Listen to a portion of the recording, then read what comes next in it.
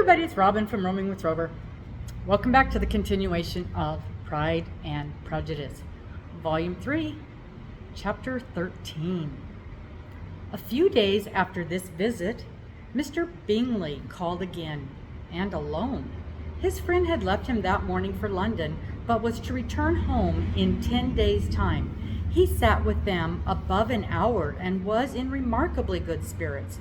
Mrs. Bennet invited him to dine with them, but with many expressions of concern, he confessed himself engaged elsewhere. "Next time you call," said she, "I hope we shall be more lucky. He should be particularly happy at any time," etc., etc., and if she would give him leave, would take an early opportunity of waiting on them. "Can you come tomorrow?" Yes, he had no engagement at all for tomorrow, and her invitation was accepted with alacrity. He came, and in such very good time that the ladies were none of them dressed. In ran Mrs. Bennet to her daughter's room in her dressing gown, and with her hair half finished, crying out, "My dear Jane, make haste and hurry down. He is come.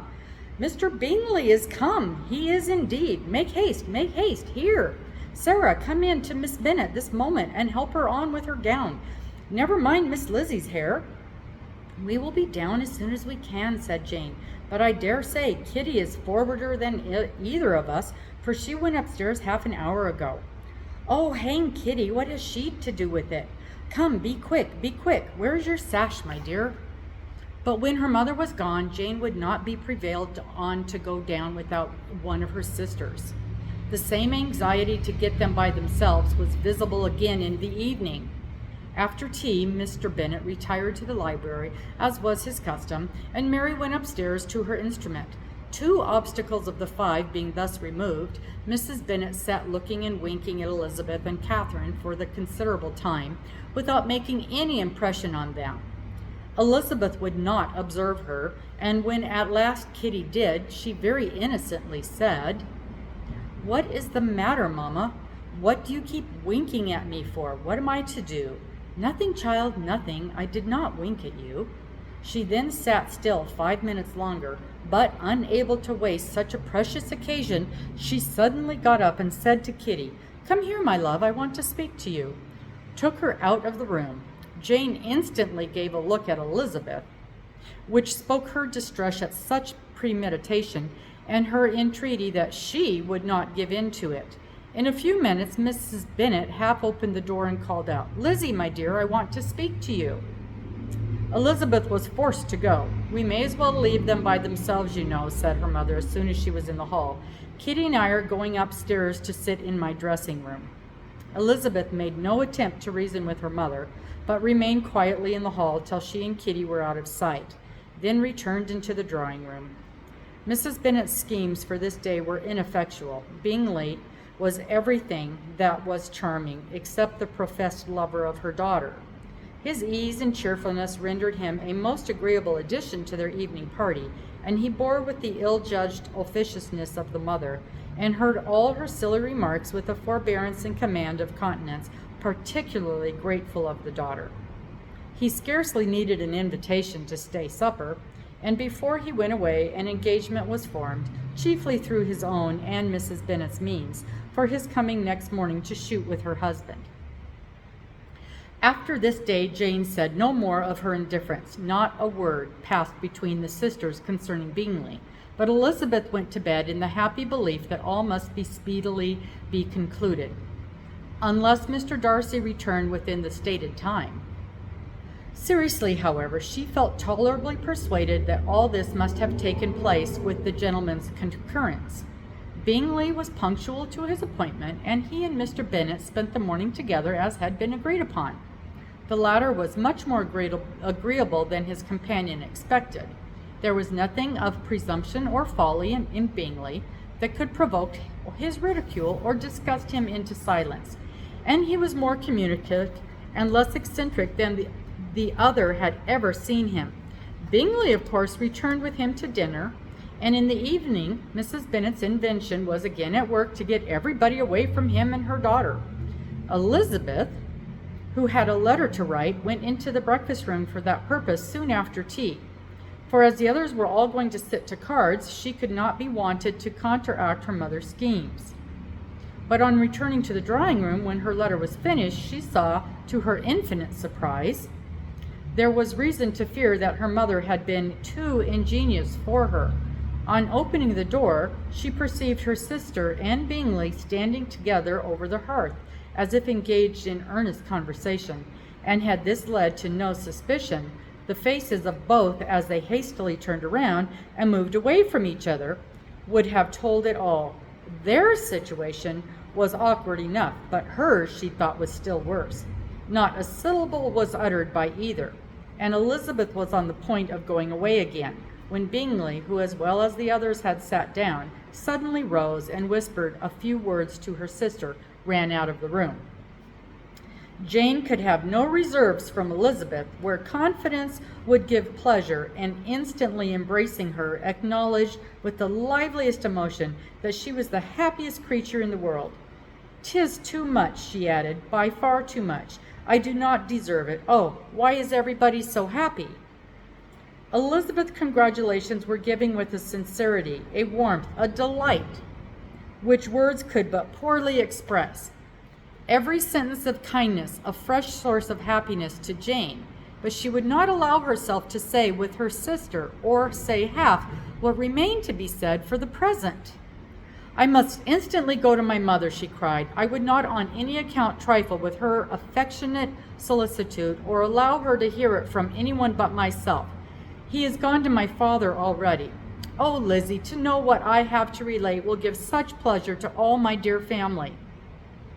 How shall I bear so much happiness?" She then hastened away to her mother, who had purposely broken up the card party and was sitting upstairs with Kitty. Elizabeth, who was left by herself, now smiled at the rapidity and ease with which an affair was finally settled, and had given so many previous months of suspense and vexation. "And this," said she, "is the end of all his friend's anxious circumspection, of all his sister's falsehood and contrivance, the happiest, wisest, most reasonable end." In a few minutes she was joined by Bingley, whose conference with her father had been short and to the purpose. "Where is your sister?" he said hastily as he opened the door. "With my mother upstairs. She will be down in a moment, I dare say." He then shut the door, and coming up to her, claimed the good wishes and affection of a sister. Elizabeth honestly and heartily expressed her delight in the prospect of their relationship. They shook hands with great cordiality, and then, till her sister came down, she had to listen to all he had to say, of his own happiness and of Jane's perfections.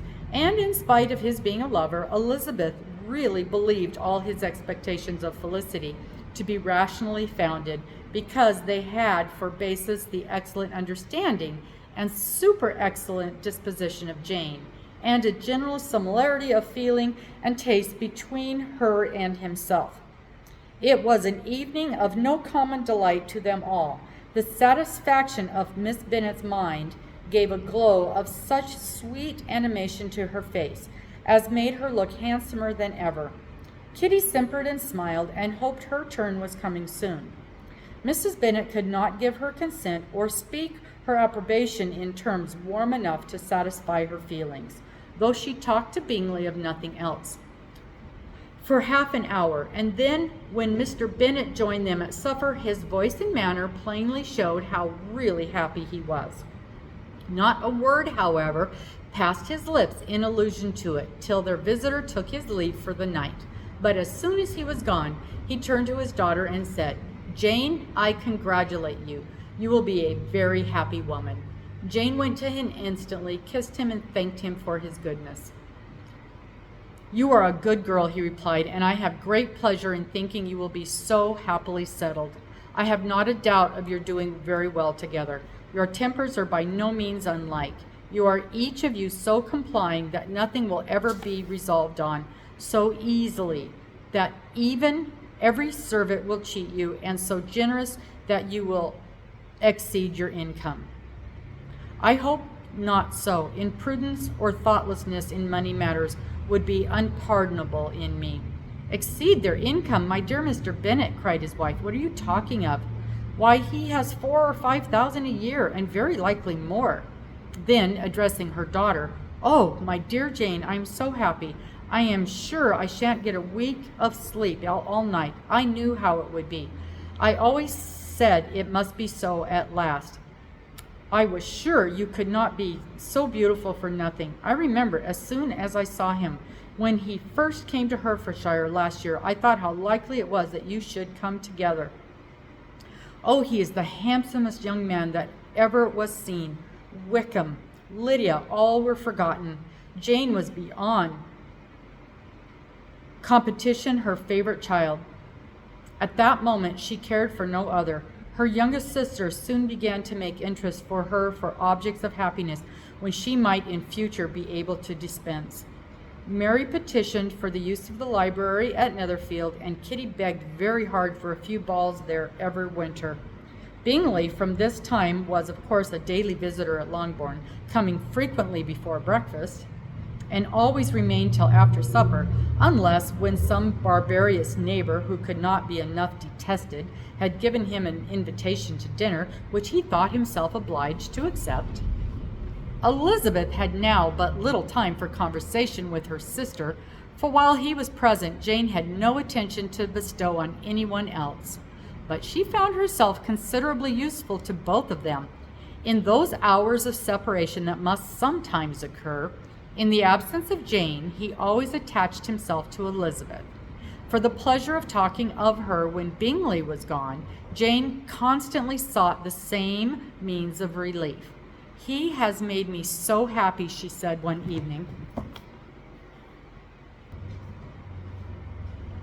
by telling me that he was totally ignorant of my being in town last spring. I had not believed it possible.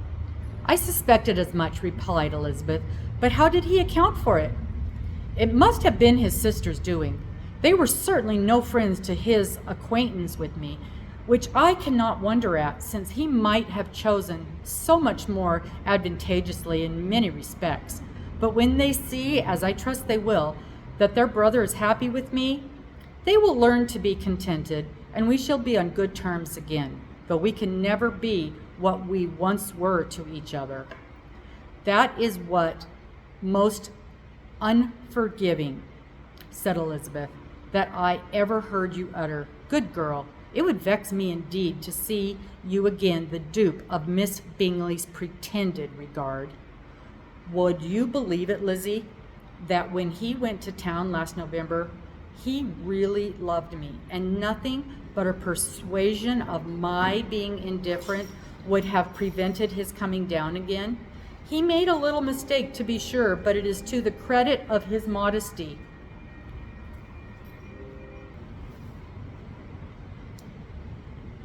This naturally introduced a panegyric from Jane on his diffidence and the little value he put on his own good qualities. Elizabeth was pleased to find that he had not betrayed the interference of his friend, for though Jane had the most generous and forgiving heart in the world, she knew it was a circumstance which must prejudice her against him. I am certain the most fortunate creature that ever existed, cried Jane. Oh, Lizzy, why am I thus singled from my family and blessed above them all? If I could but see you as happy, if there were but such another man for you. If you were to give me 40 such men, I could never be so happy as you. Till I have your disposition, your goodness, I never can have your happiness. No, no, let me shift for myself, and perhaps, if I have your very good luck, I may meet with another Mr. Collins in my time. The situation of affairs in the Longbourn family could not be long a secret. Mrs. Bennet was privileged to whisper it to Mrs. Phillips, and she ventured, without any permission, to do the same by all her neighbors in Meryton. The Bennets were speedily pronounced to be the luckiest family in the world, though only a few weeks before, when Lydia had first run away, they had been generally proved to be marked out for misfortune. Thanks so much. See you next time.